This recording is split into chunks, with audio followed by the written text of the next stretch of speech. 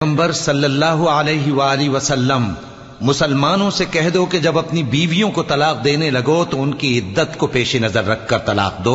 اور عدت کا شمار رکھو، اور اللہ سے جو تمہارا پروردگار ہے ڈرو، نہ تو تم ہی ان کو ایام عدت میں ان کے گھروں سے نکالو اور نہ وہ خود ہی نکلیں، ہاں اگر وہ کھلی بے حیائی کریں تو اور بات ہے، اور یہ اللہ کی حدیں ہیں، اور جو اللہ کی حدوں سے تجاوز کرے گا وہ اپنے آپ پر ظلم کرے گا۔ اے طلاق دینے والے، تجھے کیا معلوم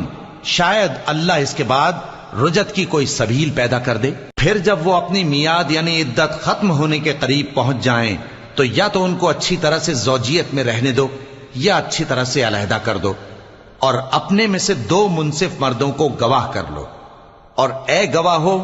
اللہ کے لیے درست گواہی دینا۔ ان باتوں سے اس شخص کو نصیحت کی جاتی ہے جو اللہ پر اور روز